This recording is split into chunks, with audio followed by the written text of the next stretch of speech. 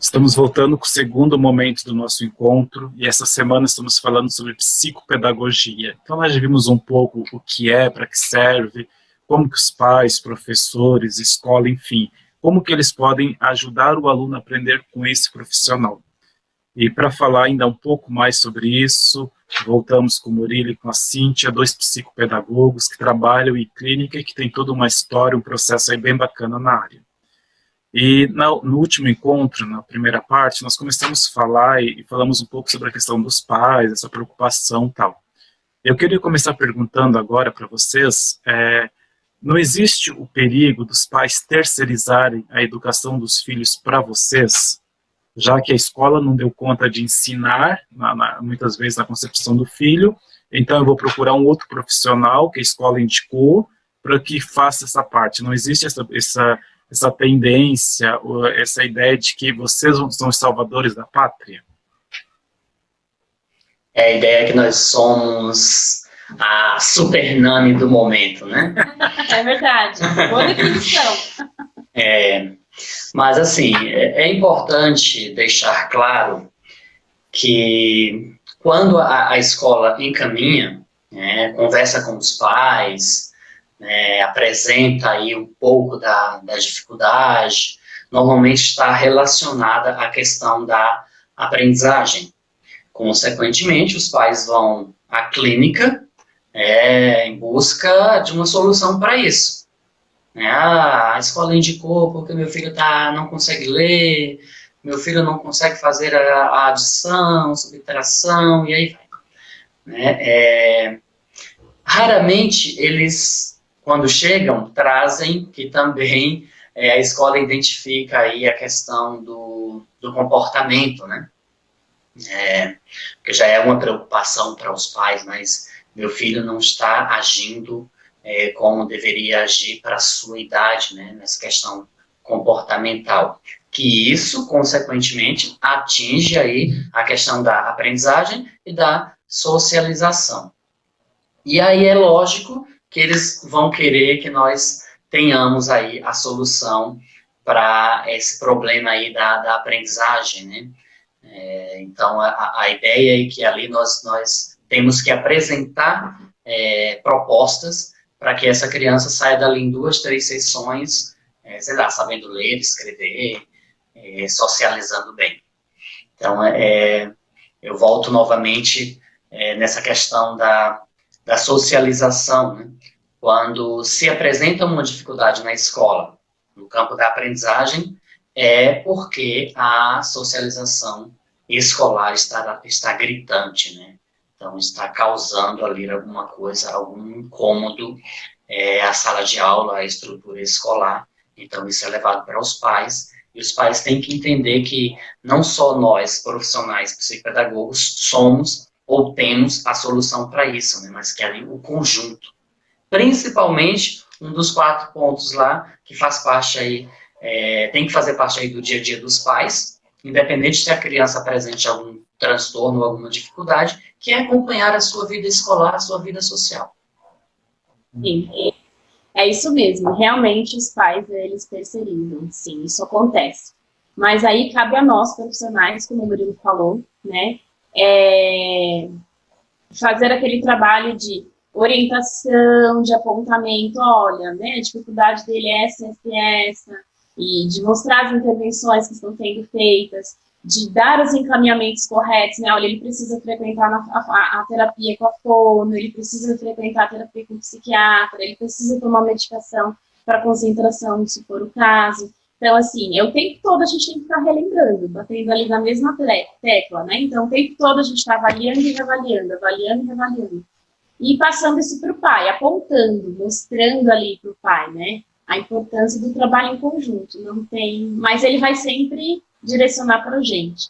E aí cabe a nós mostrar para ele que tem que ser um trabalho em conjunto, que um único profissional não vai conseguir resolver a situação.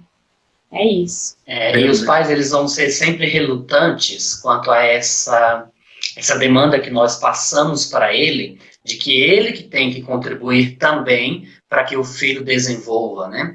E aí você indica algum tipo de atividade, sei lá, ali nos 20 minutos para chegar o momento da sessão, né, dele ir na clínica, que os pais muitas vezes vão tentar realizar para chegar na clínica e contar que fez atividade, mas aí a gente, com aquele jeitinho, a gente acaba descobrindo, acabou de fazer, Sim. né, fez agora, até mesmo a criança conta, estava no caminho e eu estava em casa, o pai pediu para fazer. Ou chega lá, né? Cadê a atividade É. que você realiza em casa? Então. E aí, geralmente, a gente faz Isso. a sessão, né?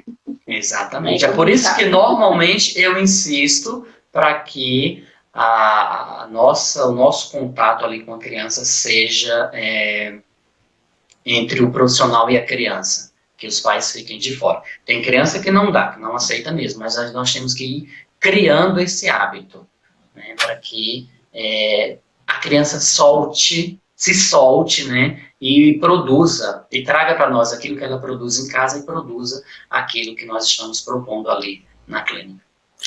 Vocês estão falando muito da questão da criança, às vezes, que não sabe ler, que tem dificuldade de atenção, etc. E pelo menos para mim, vai muito para aquela criança do prezinho, da primeira à quarta série, ensino fundamental, pelo menos dessa sensação. Vocês também trabalham com o ensino médio, com o adolescente? Como é que é o trabalho do psicopedagogo com o adolescente que tem dificuldade de aprendizagem ou algum distúrbio, alguma coisa assim? Vai lá, Cíntia. Então, nós trabalhamos também com adolescentes, sim. Já teve casos, a gente, né, é aquilo que eu relatei, que acontece do aluno estar no ensino fundamental 2 ou no médio e não ser alfabético, né, há um erro, né, aí, consecutivo, né, porque ele passou por uma instituição de ensino e ninguém percebeu, quer dizer, o professor não percebeu, a mãe não percebeu, a coordenação não percebeu, ninguém percebeu, né, ninguém procurou ajuda. Então, é bem complicado. Ou, às vezes, a escola identificou, mas é o que acontece, né? Eu já fui coordenadora pedagógica, eu sei que realmente acontece da escola, né, mostrar tudo isso para o pai e o pai não procurar ajuda. Né? O tempo todo a gente tem que se respaldar, a gente tem que fazer ata, relatar, e pai, assina aqui, olha, ele tem algumas limitações, a escola está encaminhando, tem um relatório aqui e o pai se recusa. Muitas vezes acontece do pai se recusar a procurar ajuda, né? Então, assim, é bem complicado a situação. E não acontece, sim. E as terapias, quando a criança não é alfabética, né? O foco é esse, né? De tentar alfabetizar. Mas aí depende muito de qual é o distúrbio que ele tem. Muitas vezes vai amenizar alguma coisinha, ele vai evoluir um pouco, mas às vezes ele não vai ser alfabetizado. Vai depender de qual é o distúrbio que ele tem, né, que a gente tem o hábito de falar comorbidades, né, porque muitas vezes ele tem vários distúrbios juntos, né, associados, né, ele tem um distúrbio principal e tem vários outros associados, que às vezes limita ele, né, impede. Ele vai evoluir um pouquinho, ele vai melhorar, mas ele não vai conseguir ser alfabetizado. Mas a minha dúvida é assim, se eu tivesse um filho adolescente e eu procurasse ajuda com um psicopedagogo, vocês iriam me atender? Iriam conseguir me atender ou não? Ou só terapia, psicanalista, psicólogo? Não, a gente consegue atender, sim. Inclusive, eu atendo, eu tenho um paciente de 21 anos, e, assim, é a mesma demanda de atender uma criança ali de 6, 7, 8 anos, né? E aí, como a Cintia já colocou, depende muito do distúrbio que esse adolescente, né, que esse adulto apresentar. Mas o processo se dá da mesma forma. Essa parceria entre escola, família, profissional, né? Às vezes o cara tem 21 anos, mas aí ele tem uma mentalidade aí de 8, 10. Né? Então, buscar elementos para trabalhar com esse adolescente para que ele desperte para as características aí da aprendizagem e socialização. Acho que eu estou falando muito em socialização, porque é isso que grita muito. Porque quando a pessoa apresenta uma defasagem aí na questão de aprendizagem, na questão da fala, da audição, então tudo isso afeta aí a questão social, né? Isso tudo vai para o social. Então, assim, nós também estamos preparados para atender este público também. Normalmente nos aparece aí em torno de 10, 12 anos, até no máximo nessa idade. Mas, como já falei para você, que eu tenho um paciente de 21, então aparece também. Então, assim... Sim, lá na clínica a gente tem também. O lidar com esse paciente não vai ser diferente do lidar com um paciente de 6, 7, 8 anos. Também, volta a falar, depende muito da dificuldade que ele vem apresentar, né, do distúrbio, né, que ele está ali. Eu acho que talvez venha um pouco essa procura, talvez no ensino médio, porque muitos pais já têm essa ideia, né? Está no ensino médio, então ele tem que dar conta sozinho, já é adulto, que se vire. Né? E não é bem por aí, não. Eu queria perguntar para você, gente, quais são os transtornos de aprendizagens mais comuns e neurobiológicos também que vocês lidam na clínica, trabalham na clínica? Vai lá, Cíntia. Então, né, eu vou falar um pouquinho dos transtornos de aprendizagem, né? O que seria, né, um transtorno de aprendizagem? Então, ele é um conjunto de dificuldades, né, pontuais específicas, normalmente ligadas a uma disfunção neurológica, né? Então, eu vou falar de 2 transtornos de aprendizagem, né? Vou falar um pouquinho da dislexia e da descalculia, né? Então, o que seria essa dislexia? Ele é um transtorno de aprendizagem que ele engloba a dificuldade na leitura e na escrita. Então, a criança, ela é alfabética, né? Só que o que acontece? Ela tem uma dificuldade muito, muito grande nessa parte do processamento fonológico. Então, ela troca a letra, ela acrescenta a letra, ela esquece de colocar alguma letra, né? Então, ela esquece. Ela tanto acrescenta, ela tira ou ela troca vogais e consoantes, né? E ela não percebe isso, né? Então, ela lê, para ela tá certo, né? Porque é essa parte do processamento mesmo fonológico, né? E o que acontece? Portanto, o desenvolvimento cognitivo dele, ele só é comprometido se ele tem outra comorbidade, né? Então, realmente é algo bem pontual, mas ele pode ter outros transtornos associados. Aí, se ele tem, aí pode afetar a parte cognitiva. Mas, caso contrário, não, tá?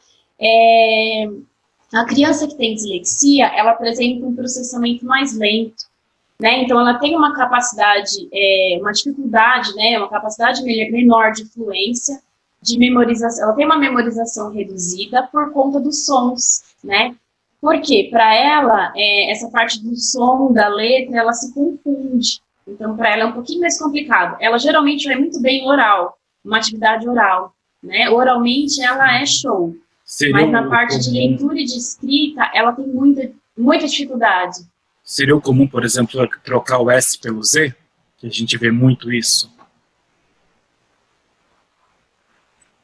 Até mais... Seria comum trocar o P pelo B, né? Isso, ela troca o P pelo D, ela troca o F pelo J. Então, tem algumas letras específicas que ela troca, né? Porque para ela o som é parecido. E ela não consegue diferenciar um som do outro. Então, quando você vai realizar uma atividade, né? Uma das intervenções necessárias aí para ele, além dele fazer uma terapia, né, com fono, ele precisa passar com fono, eu teria que auxiliar nessa parte da leitura, né, auxiliar a escrita dele. Então, quando eu leio uma atividade para ele consegue assimilar e responder, né? É diferente quando ele mesmo faz a leitura. Então, ele vai ter dificuldade, ele vai demorar para ler, ele vai ficar nervoso, e aí ele começa a fazer todas as trocas e desiste. Às vezes ele faz 1 ou 2 questões e desiste, fala que não sabe. Mas não é que ele não sabe, é porque ele tem essa dificuldade na leitura. E na escrita também. Se você pedir para ele participar, oral ele vai responder, mas se ele tiver que escrever na lousa, ele não vai conseguir. Porque ele vai ficar com vergonha, e ele vai ter dificuldade, porque ele vai ficar pensando no som da palavra, e aí ele não consegue escrever, e se escreve, ele escreve trocado. Então, ele tem, principalmente a criança maior, eles têm um pouquinho de vergonha? Como é que eu posso falar? fugiu a palavra. Vergonha, ele tem um pouquinho de resistência. vergonha. Então, é uma criança. Isso, resistência. É uma criança que às vezes ele até te responde, sabe? Às vezes você fala, nossa, mas por que essa criança, né?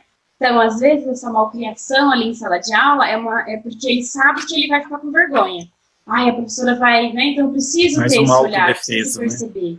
Porque eu vou pedir para um aluno desse, eu vou pedir para um aluno desse fazer uma leitura compartilhada, ele não vai conseguir. E ele vai se irritar, e ele vai te desafiar.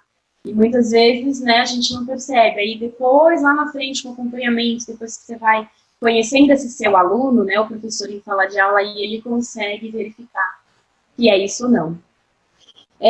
A dislexia, ela não é identificada com exames, né? Então, como que eu consigo perceber que essa criança, de repente, pode ter uma dislexia, né?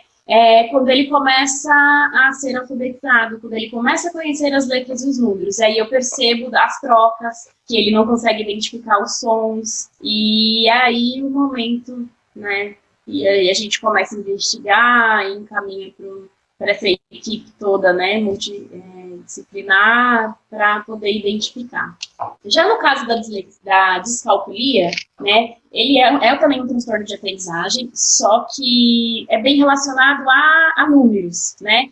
Então, ele tem essa incapacidade, né, ele não consegue pensar, refletir, avaliar, raciocinar processos ou tarefas que envolvam os números ou conceitos matemáticos. Então, ele não consegue. Você vai pedir uma simples soma, ele não sabe, ele não entende esse processo de unidade, dezena, centena, ele não entende que ele tem que somar unidade com unidade, ele vai fazer assim, porque ele visualiza uma coisa como se ele, lá dentro, processasse ao contrário. E aí ele tem muita dificuldade, porque ele não consegue contar, ele não consegue identificar os números, e aí ele não vai conseguir fazer as operações, não vai conseguir ter um raciocínio lógico, né? E também a gente identifica através de alguns testes específicos, né? E aí existem algumas atividades para auxiliar nisso, para estimular, né? Que seriam atividades de contagem, então eu tenho dominó, bingo infantil, auxiliar, né, estimular contagens de 1 a 10, joguinhos de palitinho, então a gente estimula muito com concreto. Então, às vezes, ele consegue realizar uma operação com concreto. Se você pegar um material dourado, colocar ali do lado dele, pegar e fazer uma operação simples, ele consegue, né, ele consegue contando ali no material. Mas se você pedir para ele armar e efetuar na folha, muitas vezes ele não vai conseguir realizar, né? Ele consegue ali contar com o seu auxílio, você vai ajudando, então é todo um processo. Seria um tipo de distúrbio que tem mais dificuldade com o abstrato. Isso, exatamente. Com essa parte de formas, né, é complicado mesmo, né, porque tem todo um processo, né, para... as pessoas acham a matemática complexa, né? Esse refletir, esse raciocínio lógico. Então, pensa para uma criança que tem dificuldade, que não consegue contar, que não... Entendeu? Para ela é muito difícil esse raciocínio matemático. É muito abstrato para ela. E aí ela fica desesperada. Né? E a mãe também, porque às vezes a criança vai bem, quando a criança só tem a descalculia, ou às vezes tem uma descalculia em TDAH, né, que é um transtorno de déficit de atenção com hiperatividade. Então, a criança já é hiperativa, ela tem dificuldade de concentração, e ela não entende essa parte do raciocínio, então, às vezes, ela vai bem em todas as outras áreas, mas em matemática ela não avança. Por quê? Porque ela não consegue entender. Sim, e olha que interessante, porque às vezes pontual, a gente acha assim, né? por que não gosta de matemática, né? Porque não o entende. senso comum de matemática, e no fim não é uma dificuldade que precisa ser tratada e que poderia ser resolvido bem mais fácil do que ficar com essa ideia de que matemática é difícil e ninguém entende mesmo. Sim, sim.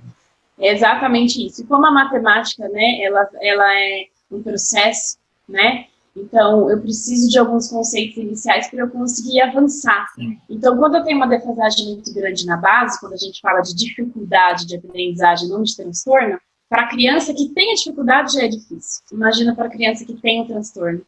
Né? Porque para a criança que tem dificuldade, mas eu não sei lá multiplicar. Então, aí, né, fica difícil de eu conseguir avançar. dele conseguir realizar algumas atividades. E seria isso. Beleza. E você, Murilo? Prestando atenção na fala da Cíntia, aí a gente pega tudo isso que ela falou e aí começa a pensar numa criança, num adolescente, num adulto com autismo. Imagina a bagunça, né, que isso vai gerar na cabeça dos pais. O que é o autismo? E até mesmo dos educadores. Quando eu fiz a minha psicopedagogia, eu parei ali no institucional, e aí depois eu resolvi fazer a área clínica, né? Então fui para uma supervisão de uma criança com autismo de 4 anos. Né? Então, que a gente chama de TEA, que é o transtorno do espectro autismo. Ou seja, o autismo, ele é um transtorno que afeta aí o sistema nervoso da criança, do adolescente ou do adulto, né, que apresente aí o autismo. Isso, consequentemente, ele vai afetar a fala, a audição e principalmente o comportamento, ou seja, seu desenvolvimento social. E aí, pensando nisso tudo, né, pensando nas pessoas que vivem com autismo, nós costumamos dizer que são as pessoas que vivem com autismo, né? Nos Estados Unidos, trabalharam e elaboraram aí o que nós chamamos de terapia ABA.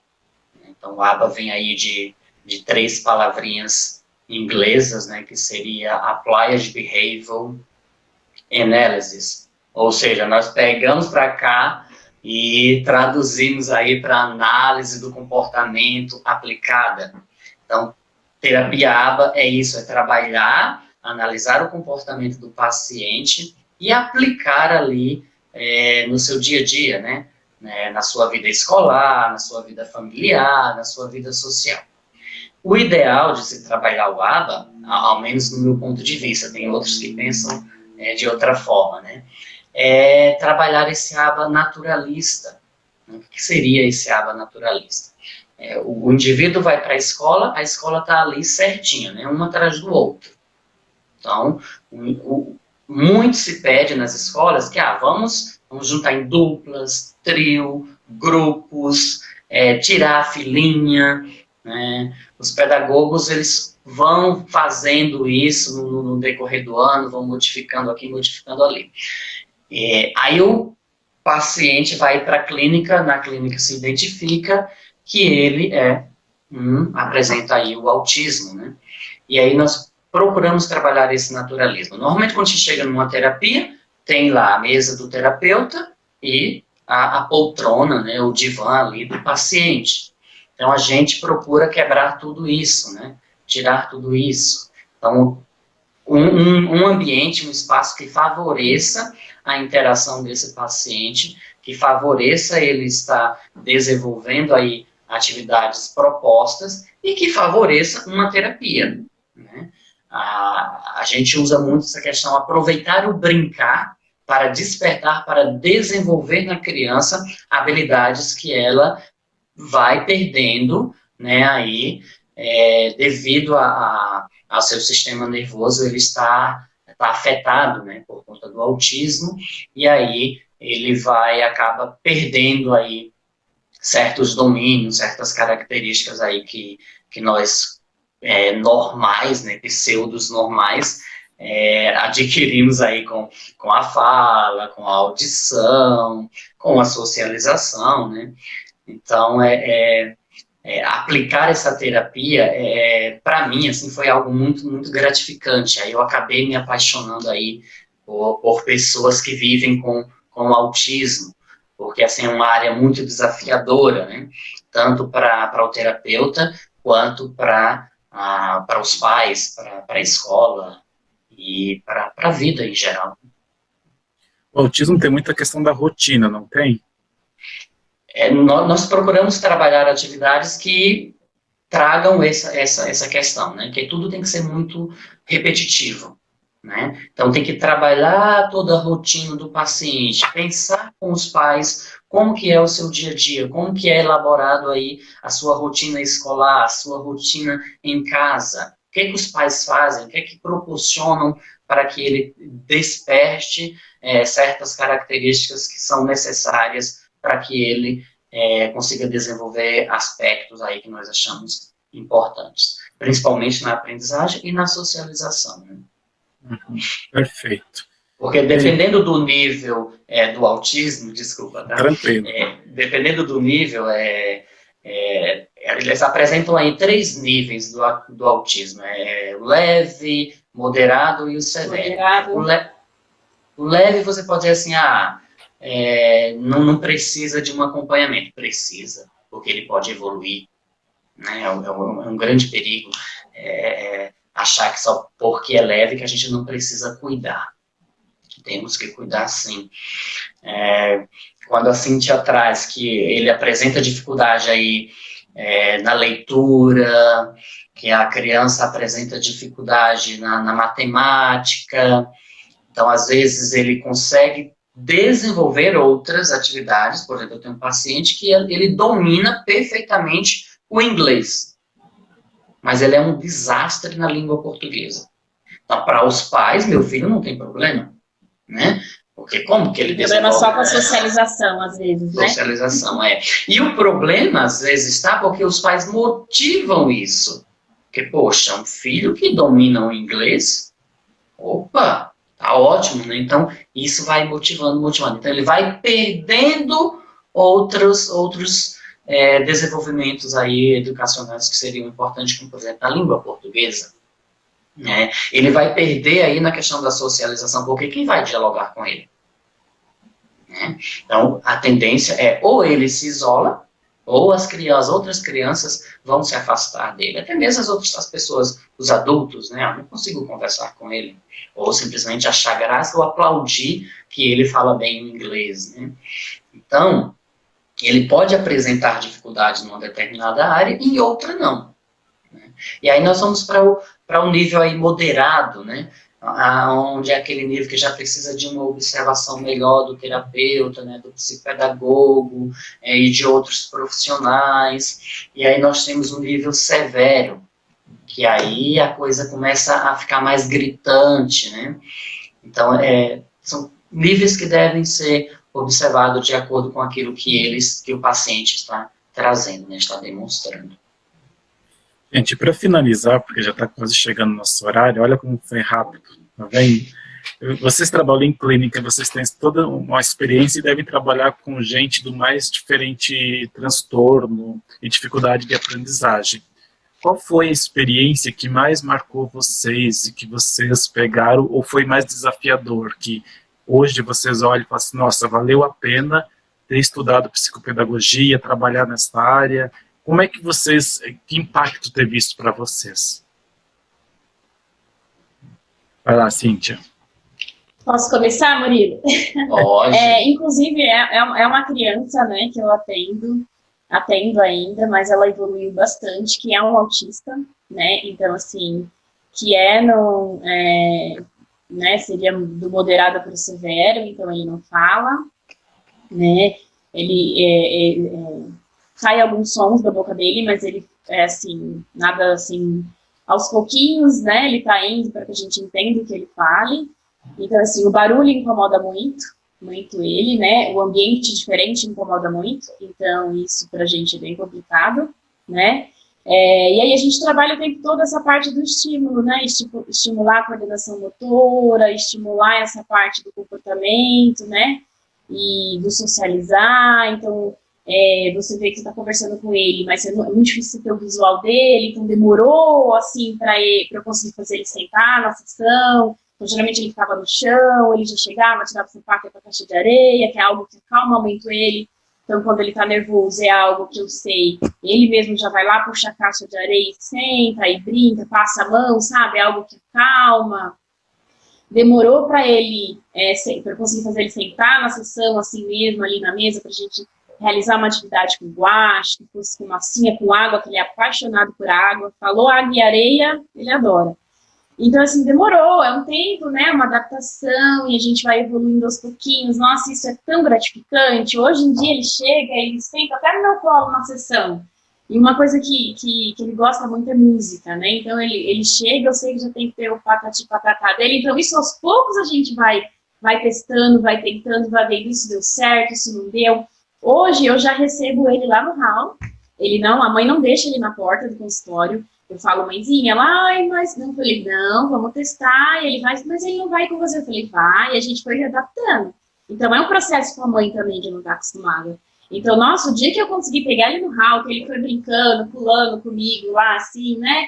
Do jeitinho dele, que ele entrou, fez toda a atividade, depois levei de novo para a mãe, que, nossa, quando viu a mãe, o sorriso e o beijo, né? Porque eles não têm muito isso do o moderado ou severo, né? Isso do toque, né? Eles não gostam. Você tem que tomar muito cuidado quando você vai falar com ele para não tocar, e não, né? E porque eles agridem, né? Às vezes acontece de se assustar e o barulho, né? E, nossa, foi quando a mãe falou, você não vai dar beijo, né, na doutora Cíntia? E aí ele veio e deu, e a gente fazendo uma atividade, né, com blocos, e aí eu consegui fazer ele falar o azul, azul, azul, azul, que é uma cor que ele gosta muito, né? Ele tem todo de alinhar tudo, colocar, empilhar todas as cores iguais. Aí eu misturo, aí ele fica bravo, não, não, não, não, não, e aí vai lá e empilha do jeito dele, né? E, nossa, o dia que ele falou pra mim, azul, azul, azul, nossa, eu quase chorei. Legal. E o beijo, né? Aí, quando eu compartilho com alguém, eu falo, gente, vocês não acreditam que o paciente tal hoje fez a terapia sentada no meu colo, escutando a musiquinha dele, ali na tinta, e mexe na água, mexe na massinha. Falei, vocês não acreditam. Então, toda essa evolução, nossa, é muito gratificante. É muito saber ali, sabe, que você está auxiliando, que você conseguiu fazer, sabe, cada detalhezinho. Você vê que, sabe, você ajudou ali e auxiliar a mãe, sabe, orientar. Legal. Nossa, é muito bom isso, é muito gratificante, viu, Marcos? Eu gosto muito do que eu faço. Percebe. Muito mesmo. E você, Murilo? Eu tenho 2 casos que eu falo assim que são muito gratificantes para mim ter pego esses casos, né? Um é o rapaz de 21 anos que eu atendo em casa, né? Porque ele apresenta problema de socialização. Então, tem toda essa questão do toque, do aceitar o estranho, né? Então, até criar este vínculo, essa possibilidade de sair, de encontrar pessoas, para ir à clínica, né? Então, é importante fazer esse trabalho aí. E, assim, o que eu mais acho importante e significativo neste caso é que, assim, ele aceita a minha presença, né? Então, isso é muito, isso conta muito, assim, pra gente que tá aí nessa luta e sabe que é difícil o paciente aceitar o profissional, né?